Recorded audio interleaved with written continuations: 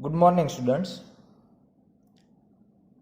Chapter number 7ની અંદર આપણે દ્રવ્યમાન કેન્દ્ર વિશેની માહિતી મેળવી હતી અને એને લાગતા વળગતા અમુક ઉદાહરણો છે એ આપણે જોયા હતા. આજે આપણે ચેપ્ટરનો બીજો ભાગ ગણી શકાય ચાક ગતિ, એનો અભ્યાસ કરવાનો છે.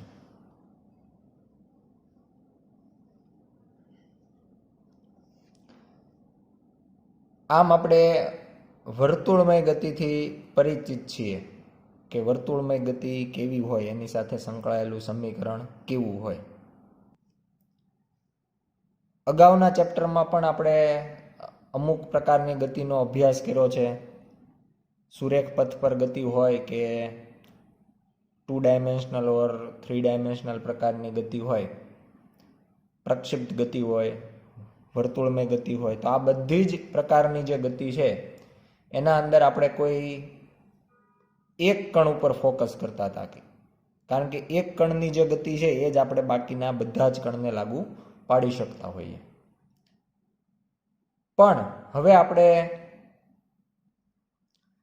ચાક ગતિ સમજવા માટે એવો કંઈક પદાર્થની, એવા કંઈક કણના તંત્રની વાત કરવી પડે કે જે આદર્શ સ્વરૂપનું મોડલ લઈ શકાય. આપણે જે પદાર્થની વાત કરવાના છીએ એ પ્રથમ તો કણનું બનેલું તંત્ર જ છે. આપણે પહેલા ભાગની, આ ચેપ્ટરનો જે પહેલો ભાગ ગણાય એવું કણોનું તંત્ર પણ વાત કરી કે ઘણા બધા કણ ભેગા થઈ અને એક તંત્ર બનાવતું હોય. તો આપણો કોઈ પણ પદાર્થ છે એને આપણે હંમેશા કણના તંત્ર તરીકે જ લેવાનું છે. અને એના અંદર આપણે હવે દ્રવ્યમાન કેન્દ્રને કેન્દ્ર સ્થાને, મુખ્ય સ્થાને રાખવાનું હોય. એટલે કોઈ પણ પદાર્થ છે એનું કંઈક દ્રવ્યમાન કેન્દ્ર હોય, એના કંઈક યામ હોય.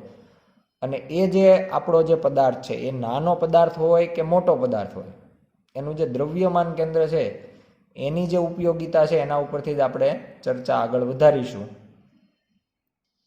બીજી ખૂબ મહત્વની એવી બાબત કે જ્યારે કોઈ મોટા વિસ્તૃત પદાર્થની આપણે વાત કરતા હોય તો એની સાથે સંકળાયેલી ઘણી બધી સમસ્યાઓ હોય, અને એ સમસ્યાના નિવારણ તરીકે આપણે દ્રઢ પદાર્થ ધ્યાનમાં લઈ અને આવી સમસ્યાઓનો નિકાલ કરી શકતા હોય. તો દ્રઢ પદાર્થ કોને કહેવામાં આવે? આગળ પણ આ ચેપ્ટરની અંદર જ આપણે દ્રઢ પદાર્થની વાત કરી છે કે દ્રઢ પદાર્થ એટલે કે એવો પદાર્થ કે જેમાં બે કણો વચ્ચેના જે સાપેક્ષ અંતરો છે એ અફર રહેતા હોય, એટલે બદલાતા ન હોય. એટલે દ્રઢ પદાર્થ માટે આપણે એવું કહી શકાય કે એમાં એક સંપૂર્ણપણે ચોક્કસ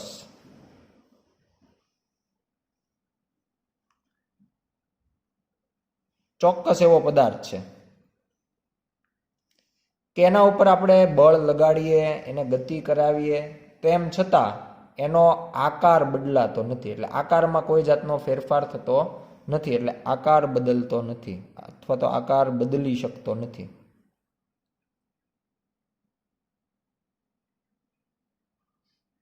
કારણ કે જો કોઈ દ્રઢ પદાર્થ હોય એનો આકાર બદલાય તો એવું કહી શકાય કે એના જે કંઈ કણો છે એમના વચ્ચેનું જે અંતર છે એ પણ બદલાઈ જાય. આ જે અંતર છે અથવા બીજા કોઈ કણ તરફનું અંતર છે અથવા બીજું કોઈ લઈ લે તો આ બધા અંતરો છે એ ક્યારેય બદલાવાના નથી. તો આવા પદાર્થને આપણે દ્રઢ પદાર્થ કહેતા હોઈએ. આ જે એની વ્યાખ્યા છે કે કણોના સાપેક્ષ અંતરો અફર રહેવા જોઈએ, તો આ પ્રમાણે જો વ્યાખ્યા પ્રમાણે જોઈએ તો વાસ્તવિક જે કંઈ પદાર્થો આપણી પાસે અત્યારે હાજર છે એમાંના કોઈ પણ પદાર્થને આપણે દ્રઢ પદાર્થ લઈ શકીએ નહીં, કારણ કે કોઈ પણ પદાર્થ એવો નથી વાસ્તવિક પદાર્થ કે જેને દ્રઢ ગણી શકાય.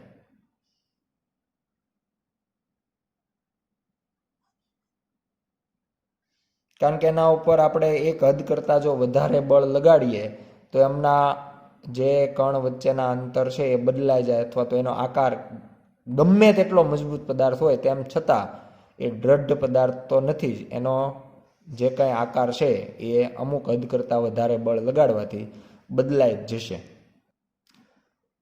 પણ જ્યારે આપણે બળ અમુક લિમિટમાં લગાડતા હોઈએ ત્યારે એવું કહી શકાય કે આ જે આકારનો ફેરફાર છે એ ઘણો બધો અવગણ્ય હોય, અથવા તો એમના જે કણ વચ્ચેના અંતરો છે એ એટલા બધા બદલાતા નથી. એટલે ઘણી બધી પરિસ્થિતિઓ એવી છે કે જેમાં આપણે સામાન્ય જે ઘન પદાર્થો હશે એને દ્રઢ પદાર્થ તરીકે લેવામાં આવશે. આપણે હજી એકવાર સ્પષ્ટ કરી દઈએ કે કોઈ પણ વાસ્તવિક પદાર્થ આપણી પાસે એવો નથી કે જેને દ્રઢ પદાર્થ ગણી શકાય. એટલે દ્રઢ પદાર્થ તો નથી જ. પણ ઘણી પરિસ્થિતિમાં આપણી પાસે જે ઘન પદાર્થ હાજર હશે, માત્ર ઘન પદાર્થ, એને આપણે દ્રઢ પદાર્થ તરીકે લેશું. ખરેખર હશે નહીં, પણ જો દ્રઢ પદાર્થ ન લઈએ અને વાસ્તવિક ઘન પદાર્થ ધ્યાનમાં લઈએ તો ઘણી બધી સમસ્યાઓ એવી છે કે જેનું આપણે સરળતાથી સમાધાન કરી શકતા નથી. એટલા માટે આપણે ઘન પદાર્થને દ્રઢ પદાર્થ તરીકે લેશું. આ જ ચેપ્ટરની અંદર આપણે ઘણી બધી પરિસ્થિતિઓ એવી લેશું કે જ્યાં પૈડાઓ છે, ભમરડા, અણુઓ હોય, ગ્રહો હોય, અથવા તો પછી સ્ટીલના સ્તંભો હોય. તો આ બધા જ પદાર્થો એવા છે કે જે ઘન પદાર્થના છે ને એને આપણે દ્રઢ પદાર્થ તરીકે ગણશું. અને એની અંદર જે અમુક સમસ્યાઓ હોય, ધારો કે મરડાવાનું અથવા તો વંકન, પદાર્થ વાંકો વળે છે, અથવા કોઈ જગ્યાએ કંપન હોય, તો આ બધી જ સમસ્યાઓ છે એને આપણે અવગણશું દ્રઢ પદાર્થ તરીકે ગણેલો હોવાના કારણે. હવે જો આપણે કોઈ ઘન પદાર્થ, હવે આપણે ઘન પદાર્થને જ દ્રઢ પદાર્થ ગણી લઈશું સરળતા માટે. તો આ દ્રઢ પદાર્થ છે એ કેવા પ્રકારની પોતે ગતિ કરી શકતો હોય?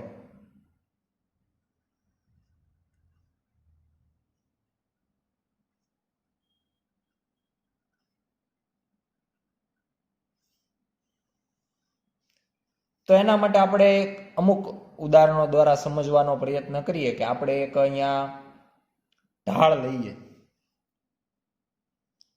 થીટા કોણ વાળો એક ઢાળ આપણે આકૃતિમાં દર્શાવીએ છીએ,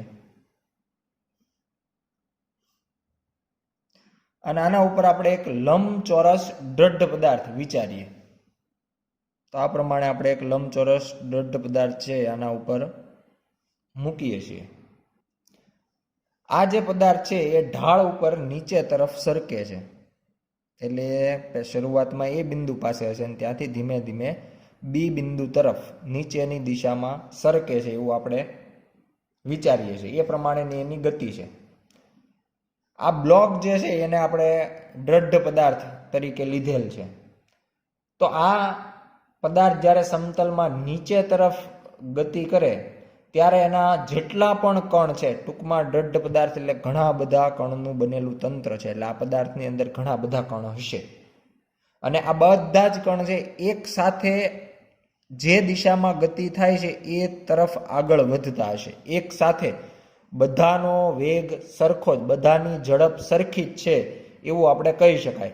કારણ કે અહીંયા એવું નથી બનવાનું કે અહીંયાના જે કણ હોય એ વધારે ઝડપથી ગતિ કરે અને આગળના જે કણ છે એ ધીમેથી ગતિ કરે. બધા જ કણ એક સાથે સરખી ઝડપથી ગતિ કરે એટલે સરખા સમયમાં સરખું અંતર કાપે એવું સ્પષ્ટ કહી શકાય. એટલે એના માટે જો કોઈ આગળનો એક કણ આપણે ધ્યાનમાં લઈએ P1 અને પાછળની તરફ કોઈ ધ્યાનમાં લઈએ P2, તો બંનેની જે ઝડપ છે એ આપણને સરખી જ મળવાની છે. તો આ પ્રકારની જે ગતિ હોય, બધા જ કણનો વેગ સરખો,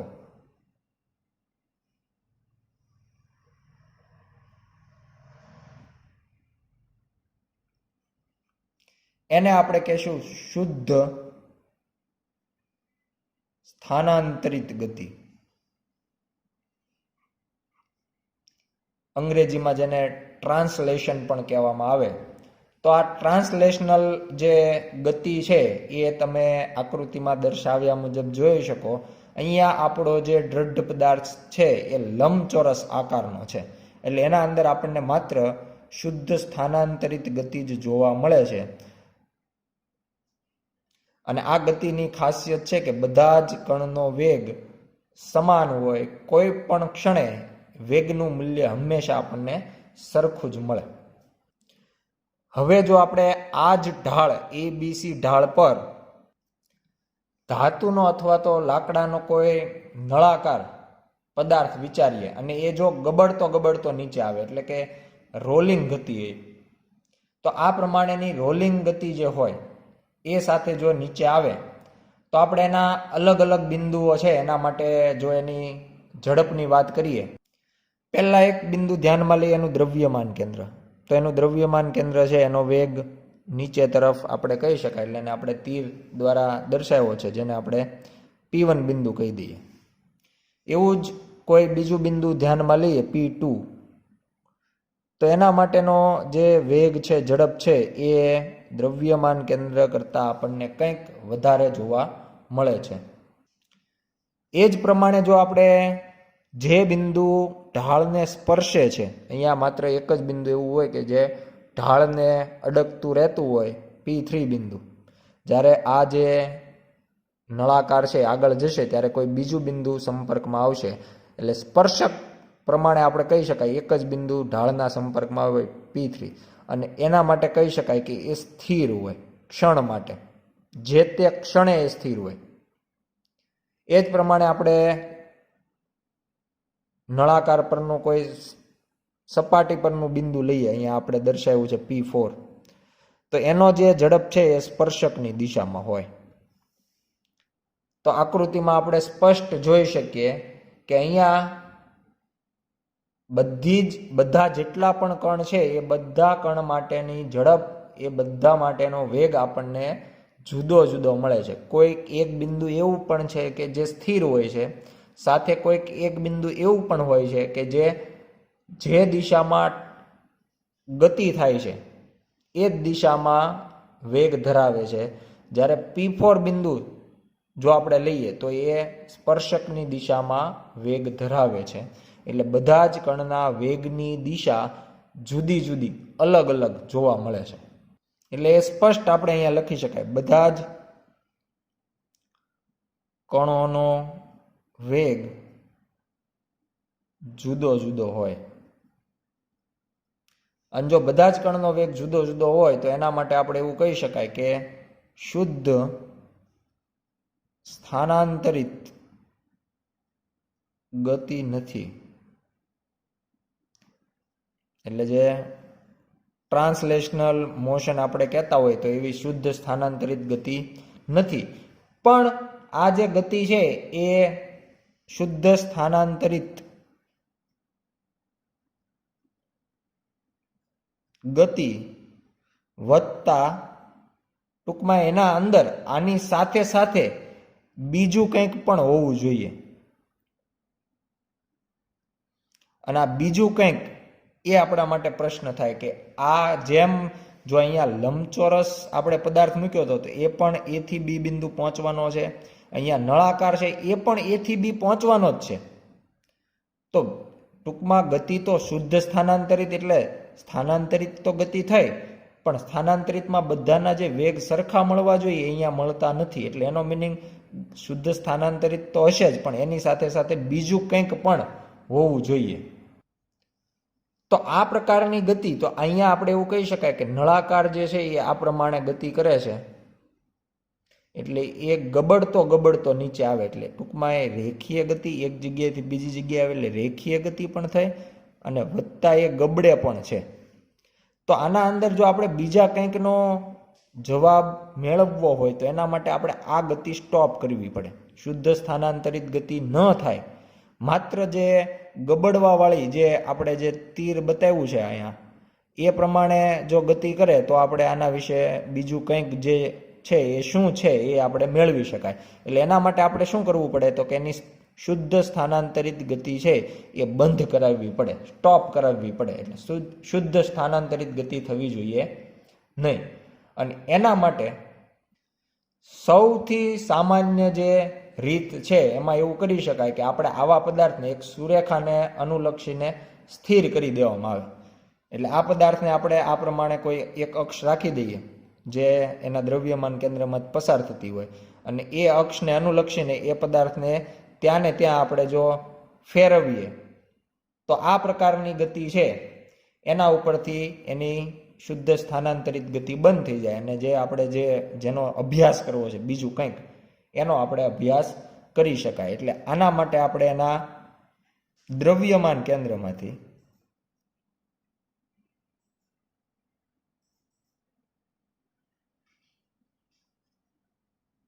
સુરેખાને અનુરૂપ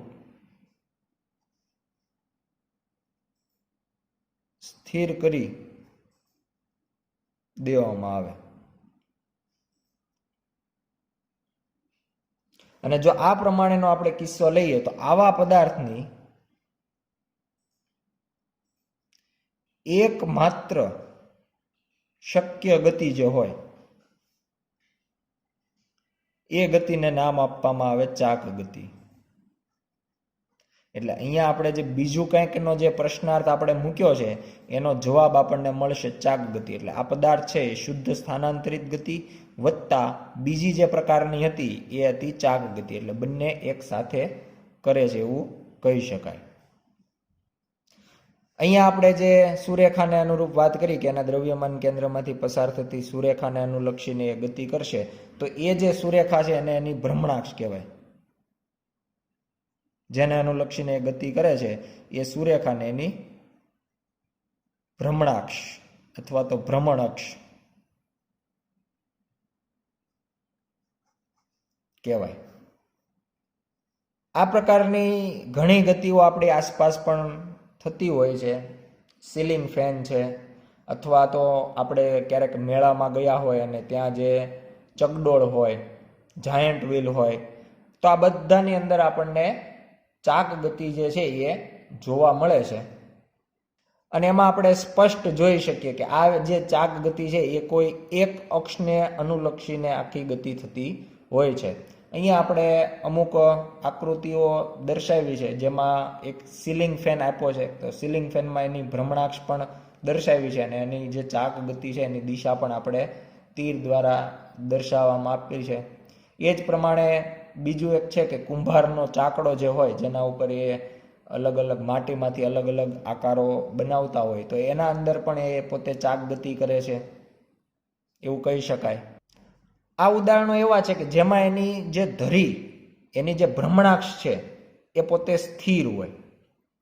ઘણા આપણી પાસે એવા પણ ઉદાહરણો છે કે જેમાં જરૂરી નથી કે એની જે ભ્રમણાક્ષ છે, ધરી છે, એ સ્થિર જ હોય. એવું એક જાણીતું ઉદાહરણ છે કે જમીન પર ભ્રમણ કરતો ભમરડો. અહીંયા આપણે અમુક સરળતાઓ ધ્યાનમાં લઈએ કે આપણો જે ભમરડો છે એ માત્ર એક જ જગ્યાએ રહીને ભ્રમણ કરે છે. એ એક બહુ સ્પષ્ટ બાબત આપણે કહેવાની. પણ એની જે ભ્રમણાક્ષ છે એ સ્થિર નથી. એનો મિનિંગ આકૃતિમાં તમે જોઈ શકો કે એની ભ્રમણાક્ષ વાય અને ઝેડ સમતલમાં ક્યાંક વચ્ચે આપણે લીધેલ છે, અને એની જે અણી છે એ આપણે ઉગમ બિંદુ પર સ્થિર બતાવી છે. અને એને અનુલક્ષીને આખું તમે જોઈ શકો કે એ વર્તુળ બનાવે છે. ખરેખર જો સ્થિર ભ્રમણાક્ષ હોય તો આખો ભમરડો આપણને ઝેડ અક્ષ ઉપર મળવો જોઈએ, જે આપણે આકૃતિમાં દર્શાવેલ છે. તો એ પ્રમાણે હોય તો આ જે સ્થિતિ છે એમાં આપણે એવું કહી શકાય કે એની જે ભ્રમણાક્ષ છે એ સ્થિર છે. પણ બીજી જે આકૃતિમાં બતાવ્યો છે એમાં આપણે વાય ઝેડ સમતલની અંદર ભમરડો બતાવ્યો છે, અને એના ફરતે એની જે ભ્રમણાક્ષ છે એ એના ફરતે આખો શંકુ આકાર બનાવે. એટલે એનું જે અણી છે એ તો ઓ બિંદુ પર જ રહેશે, પણ આખો શંકુ આકાર બનાવીને એ ભમરડો છે એ ભ્રમણ કરતો હશે. તો આ પ્રમાણે બીજી જે આકૃતિ છે એમાં ભ્રમણાક્ષ છે એ સ્થિર નથી, જ્યારે પહેલી જે આકૃતિ છે એમાં ઝેડ અક્ષને અનુલક્ષીને આખો ભમરડો છે એ ચાક ગતિ કરે છે, જેની ભ્રમણાક્ષ સ્થિર છે. બીજી જે આકૃતિ છે એમાં આપણે કીધું કે ભ્રમણાક્ષ સ્થિર નથી, અને આ પ્રકારનું જે ભ્રમણ થતું હોય, ચાક ગતિ થતી હોય, એને આપણે ધ્રુણન કહીએ છીએ.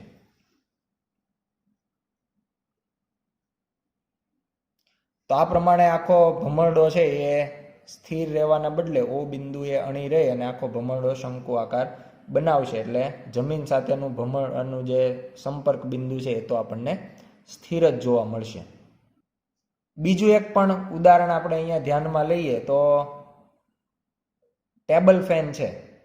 તો એ દોલન કરતો ટેબલ ફેન છે એને આપણે ચાક ગતિના ઉદાહરણમાં લઈ શકાય. આકૃતિમાં આપણે સરળ એક ટેબલ ફેન દર્શાવ્યો છે. અહીંયા જે ટેબલ ફેન દર્શાવ્યો છે એમાં આપણે બે અક્ષને ધ્યાનમાં લેવાની થાય. અહીંયા તમે આકૃતિમાં ઓ બિંદુ છે એ સ્પષ્ટ જોઈ શકો છો. તો એ ઓ બિંદુમાંથી તમે બે અક્ષ પણ જોઈ શકો છો. એક છે ઊભી અક્ષ અને એક છે આડી અક્ષ. આડી અક્ષ જે છે એ પંખાના પાંખિયાને ધ્યાનમાં લઈને દર્શાવવામાં આવી છે. પંખાના જે પાંખિયાઓ છે એ આ આડી અક્ષને અનુલક્ષીને ભ્રમણ કરતા હોય, ચાક ગતિ કરતા હોય. એટલે પાંખિયા માટે જો ધ્યાનમાં લેવાની થાય અક્ષ, તો એ જે આપણે આડી અક્ષ દર્શાવી છે એ ધ્યાનમાં લેવાની થાય. હવે વાત કરીએ ઊભી અક્ષની. તો ઊભી જે અક્ષ છે એના માટે આખો પાંખિયાવાળો જે આખો ભાગ છે એ તમે જોઈ શકો કે આખો ભાગ છે એ આગળના અમુક આખા વિસ્તારને કવર કરતો હોય, દોલનો કરતો હોય. એટલે એક બિંદુથી શરૂ કરી અને બીજા બિંદુ સુધી પવન ફેંકે અને ત્યાંથી પંખો આખો પાછો આવતો હોય. એટલે એ બે બિંદુ વચ્ચે સતત એના દોલનો ચાલુ છે. ચારેય બાજુ પવન ફેંકાતો નથી. અમુક વિસ્તાર હોય કે એક બિંદુથી શરૂ કરી બીજા બિંદુ સુધી, ત્યાંથી પંખો પાછો રિટર્ન આવતો હોય. તો એ જે દોલનો છે એ આ ઊભી અક્ષને અનુલક્ષીને થતા હોય. એટલે અહીંયા બે જે અક્ષ છે પંખાની અંદર, ઊભી અક્ષ એ અમુક વિસ્તારને કવર કરે છે, આડી અક્ષ એ પાંખિયાઓ છે સતત એને અનુલક્ષીને ભ્રમણ કરતા હોય. આ ચેપ્ટર પૂરતું આપણે ચાક ગતિ એટલે ફક્ત એક સ્થિર અક્ષને અનુલક્ષીને જે ગતિ થતી હોય એવા જ આપણે ઉદાહરણો લેવાના છે. પરંતુ જો કંઈક વિશેષમાં એના સિવાય બીજું આપવામાં આવે તો એ આપણે અલગથી લેવાનું થાય. બાકી ચાક ગતિ એટલે ફક્ત એક સ્થિર અક્ષને અનુલક્ષીને થતી ગતિ લેશું. તો હવે આપણને જે કંઈક બીજું હતું એનું આપણને નામ મળી ગયું કે એ ચાક ગતિ હતી. તો હવે આપણે દ્રઢ પદાર્થની એવી ગતિ લઈએ કે જે સ્થાનાંતરિત અને ચાક ગતિ બંનેનું મિશ્રણ હોય. તો એના માટે હવે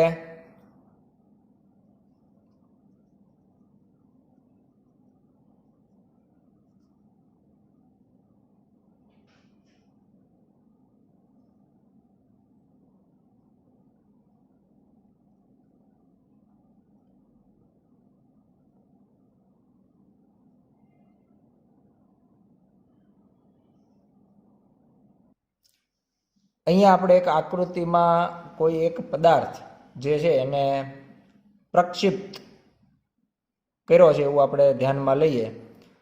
પણ આમાં આપણે એના દ્રવ્યમાન કેન્દ્ર અને એક યાદચ્છિક બિંદુને બતાવી દઈએ. દ્રવ્યમાન કેન્દ્રને આપણે ઓ વડે દર્શાવીએ તો એક્ઝેક્ટ એના કેન્દ્રમાં હશે. અને કોઈ યાદચ્છિક બિંદુ એટલે પી બિંદુ ધ્યાનમાં લઈએ એટલે ત્રણેયમાં આપણને પી બિંદુ છે ઉપરના ભાગમાં ધ્યાનમાં લીધું છે. હવે પદાર્થને આપણે જે પ્રક્ષિપ્ત કર્યો છે એ આ પ્રમાણેનો કોઈ પદાર્થ હોય એને આપણે આ રીતે રાખીને જ પ્રક્ષિપ્ત કર્યો છે. એટલે એની પોઝિશન ચેન્જ થતી નથી. આ રીતે જ તે પદાર્થ છે એ ગતિ કરીને બીજા કોઈ સ્થાને પહોંચે છે. આ જે આકૃતિ છે એમાં આપણે માત્ર એની શુદ્ધ સ્થાનાંતરિત ગતિ બતાવી છે. એટલે આમાં કોઈ જાતની ચાક ગતિ થતી નથી. અને એવા કિસ્સામાં આપણે આખો જે પથ બતાવ્યો છે એટલે કોઈ એક સમયે T1 સમયે પદાર્થ આ અહીંયાની સ્થિતિ એ છે, T2 સમયે એક્ઝેક્ટ મહત્તમ ઊંચાઈએ પહોંચી જાય છે અને T3 સમયે ફરીથી પાછો નીચે તરફ આવતો હોય એવું બતાવ્યું છે. તો અહીંયા જો આપણે ઓ બિંદુ અને પી બિંદુ જે ધ્યાનમાં લીધા છે, ઓ બિંદુ એટલે એનું દ્રવ્યમાન કેન્દ્ર અને બીજું કોઈ એક પી બિંદુ ધ્યાનમાં લીધું છે, તો એ બંનેના જે વેગ છે એ આપણને સમાન દિશામાં જ મળશે. એટલે બંનેના જો વેગ સદિશો આપણે દર્શાવીએ તો એ જે પ્રમાણેનો એનો ગતિમાર્ગ છે એના સ્પર્શકની દિશામાં હોય એવું આપણે સ્પષ્ટ કહી શકીએ. તો એના માટે આપણે એના જે વેગ સદિશો છે એ આકૃતિમાં દર્શાવ્યા છે.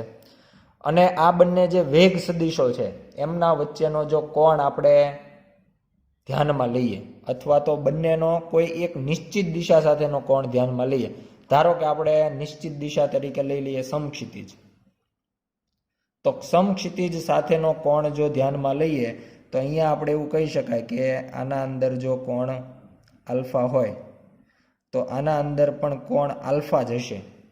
આના અંદર જો કોણ શૂન્ય હોય તો બીજામાં પણ કોણ શૂન્ય હશે. ને આમાં આપણે જો વાત કરીએ કે આલ્ફા 2 હશે તો બીજામાં પણ આલ્ફા 2 હશે.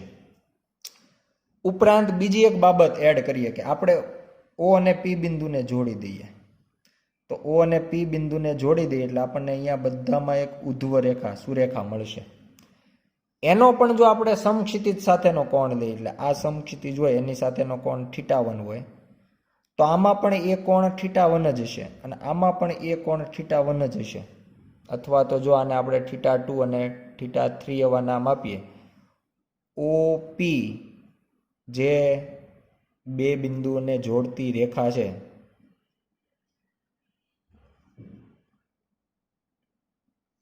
એણે સમક્ષિતિજ સાથે બનાવેલ કોણ θ1, θ2 અને θ3 હોય અનુક્રમે જે કંઈ સમય છે એને અનુલક્ષીને, તો પણ આકૃતિમાં જોઈ શકાય કે એ ત્રણેય જે એંગલ છે એ આપણને સરખા જ મળવાના છે. એટલે આ જે છે ઓ પીને જોડતી રેખાએ સમક્ષિતિજ સાથે જે કોણ બનાવ્યા છે એ. ઉપરાંત આપણે એવી પણ વાત કરી કે જો આપણે દ્રવ્યમાન કેન્દ્ર અને કોઈ બીજો બિંદુ લઈએ, એમના જો વેગ સદિશ ધ્યાનમાં લઈએ તો એ વેગ સદિશ એકબીજા સાથે 0નો કોણ એક જ દિશામાં ત્રણેય આકૃતિમાં જોઈ શકાય. તો આ પ્રમાણે આપણે માત્ર શુદ્ધ સ્થાનાંતરિત ગતિ હોય તો આપણે દર્શાવી શકાય. અહીંયા આકૃતિમાં એક આપણે બીજી આકૃતિ દર્શાવી છે. તો એમાં એનું દ્રવ્યમાન કેન્દ્ર છે એને ફરીથી આપણે ઓ નામ આપી દઈએ. એનો એ જ પદાર્થ છે પણ બીજા પ્રકારની ગતિ આપણે ધ્યાનમાં લઈએ અને એક યાદચ્છિક બિંદુ તરીકે આપણે પી બિંદુ જ્યાં હતું ત્યાં ને ત્યાં લઈ લઈએ. તો આના માટે જો બંનેના વેગ ધ્યાનમાં લેવામાં આવે તો અહીંયા ઓ બિંદુ એ વેગ છે એ સ્પર્શકની દિશામાં, પી બિંદુનો વેગ પણ આપણને એ જ તરફની દિશામાં મળે એવું કહી શકાય. અહીંયા આપણે કહી શકાય કે ઓ બિંદુનો વેગ છે એ સ્પર્શકની દિશામાં, પણ પી બિંદુનો વેગ આપણને સ્પર્શકની દિશામાં મળશે નહીં. એનો વેગ છે આકૃતિ પ્રમાણે જોઈ શકાય કે એની આખી જે આ પ્રકારનો પદાર્થ છે એ આખો પદાર્થ આ રીતે રહીને એક જગ્યાએથી બીજી જગ્યાએ નથી જતો, પણ આખો પદાર્થ આ રીતે એક જગ્યાએથી બીજી જગ્યાએ જાય છે. એટલે પદાર્થનું પોતાની જે અલગથી ગતિ છે, આપણે જે ફેંકીએ છીએ એ તો છે જ, પ્રક્ષિપ્ત તો થાય જ છે, પણ સાથે સાથે પદાર્થ પોતે પણ આખો પદાર્થ જે છે એ પોતે ચાક ગતિ ટાઈપની ગતિ અહીંયા કરે છે. એટલે એ પ્રમાણે આપણે ધ્યાનમાં લઈએ. અહીંયા દ્રવ્યમાન કેન્દ્ર માટે સ્પર્શકની દિશામાં અને પી બિંદુ માટે નીચે તરફ જે છે એ વેગ હશે. તો અહીંયા કહી શકાય આ બંને સદિશ વચ્ચેનો કોણ, આ બંને સદિશ વચ્ચેનો કોણ અને આ બંને સદિશ વચ્ચેનો કોણ અલગ અલગ મળશે. બીજું, ઓપી બિંદુને જોડી દઈએ. જે પ્રમાણે અહીંયા વાત કરી હતી એ જ પ્રમાણે જો ઓપી બિંદુને આપણે જોડતી રેખા લઈએ તો અહીંયા આપણને મળે અને એણે સમક્ષિતિજ સાથે કંઈક પહેલી આકૃતિમાં આલ્ફા 1 કોણ અથવા θ1 કોણ બનાવ્યો છે. બીજી આકૃતિમાં લઈએ તો ઓપીને જોડતી રેખા થોડી આપણને ક્રોસમાં મળશે અને એણે સમક્ષિતિજ સાથેનો બનાવેલ કોણ એને આપણે θ2 કહીએ. અને અહીંયા આપણે ઓપીને જોડતી રેખા હોય અને સમક્ષિતિજ સાથેનો કોણ, તો સમક્ષિતિજ રેખા એ જ છે, એનો આપણે θ3 કોણ કહીએ. તો θ1 is not equal to θ2 is not equal to θ3. એટલે આ પ્રમાણેની કન્ડિશન આપણને મળશે. આ જે બીજી આકૃતિ છે એ આકૃતિ છે શુદ્ધ સ્થાનાંતરિત ગતિ વત્તા ચાક ગતિ, એટલે બંનેનું મિશ્રણ છે. આમાં માત્ર સ્થાનાંતરિત ગતિ જ થતી હતી, ચાક ગતિ એટલે પદાર્થ પોતે કોઈ ભ્રમણાક્ષને અનુલક્ષીને ભ્રમણ કરતો નથી, જ્યારે આમાં પદાર્થ પોતે ભ્રમણ કરતો જણાય છે, બરાબર. એટલે આ પ્રમાણેની જે ગતિ છે એ શુદ્ધ સ્થાનાંતરિત પ્લસ ચાક ગતિનું ઉદાહરણ કહી શકીએ. આપણે શરૂઆતમાં પણ જે ઢાળ પર એક નળાકારને ગબડતો દર્શાવ્યો હતો એ પણ આ જ પ્રકારનું ઉદાહરણ હતું. શુદ્ધ સ્થાનાંતરિત વત્તા ચાક ગતિનું એ ઉદાહરણ ગણી શકાય. તો હવે આ બધી જ બાબતનો અભ્યાસ કરીને હવે આપણે એક્ઝેક્ટ ચાક ગતિ કોને કહી શકીએ એના માટેની વ્યાખ્યા જોઈએ. તો એવું કહી શકાય કે એક દ્રઢ પદાર્થની ગતિ કે જે કોઈ રીતે અક્ષ સાથે જોડાયેલ નથી અથવા સ્થિર નથી તે કાં તો શુદ્ધ સ્થાનાંતરિત છે અથવા સ્થાનાંતરિત અને ચાક ગતિનું સંયોજન છે. એક દ્રઢ પદાર્થની ગતિ કે જે અમુક રીતે કિલ્કિત અથવા તો સ્થિર છે તે ચાક ગતિ છે. ચાક ગતિ એ સ્થિર અક્ષને અનુલક્ષીને પણ હોઈ શકે અથવા તો ચલિત અક્ષને અનુલક્ષીને પણ હોઈ શકે. સ્થિર અક્ષને અનુલક્ષીને જો વાત કરીએ તો સીલિંગ ફેન એનું ઉદાહરણ લઈ શકાય, અને ચલિત અક્ષને અનુલક્ષીને વાત કરીએ તો એ આપણે ટેબલ ફેન જે છે એનું સારામાં સારું ઉદાહરણ ગણી શકાય. એટલે બંને કિસ્સામાં જે ફેન છે એ આપણને ઉદાહરણો આપે. સ્થિર અક્ષ માટે સીલિંગ ફેન એટલે છત ઉપર જે લગાવેલો હોય એ, અને ચલિત અક્ષ માટે આપણે લઈ શકાય ટેબલ ફેન. નેક્સ્ટ લેક્ચરની અંદર આપણે જે સ્થિર અક્ષને અનુલક્ષીને ચાક ગતિ છે એનું અધ્યયન કરીશું. આભાર.